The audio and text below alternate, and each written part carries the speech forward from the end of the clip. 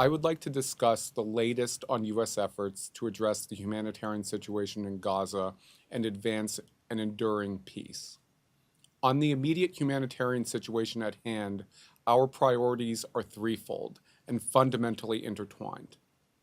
First, we continue to raise to Israeli leadership at the most senior levels the moral and strategic imperative of doing more to prevent civilian casualties. We know that Hamas embeds itself among civilians and civilian infrastructure, thereby endangering civilians. Even so, this does not diminish Israel's obligations under international humanitarian law. The daily toll on civilians in Gaza, particularly but not exclusively on children, is far too high.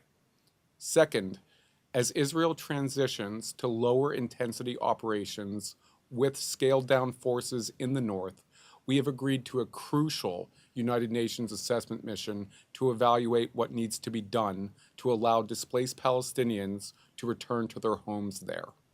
This mission will ascertain the specific security, infrastructure, and humanitarian challenges and what needs to be done to overcome those obstacles. The UN performs an indispensable role in addressing the immense humanitarian needs in Gaza, and the new Senior Humanitarian and Reconstruction Coordinator for Gaza, Sigrid Kaag, has our full support. We expect that she will have the full cooperation of every country in the region. As the Secretary said in Israel, Palestinian civilians must be able to return home as soon as conditions allow. They must not be pressed to leave Gaza, and the United States unequivocally rejects any proposals advocating for the resettlement of Palestinians outside of Gaza. We likewise reject the irresponsible, inflammatory statements by some Israeli officials calling for a resettlement of Palestinians outside of Gaza, and we understand from Prime Minister Netanyahu that this is not the policy of the Israeli government. Third, in conjunction with better civilian harm mitigation and the UN assessment mission in the north, we need to increase the levels of humanitarian assistance entering Gaza, as well as its effective distribution throughout Gaza. Far too many Palestinian civilians are suffering from insufficient access to food, water, medicine, and other essential supplies. We have seen measurable progress, including through the opening of Kerem Shalom crossing between Israel and Gaza.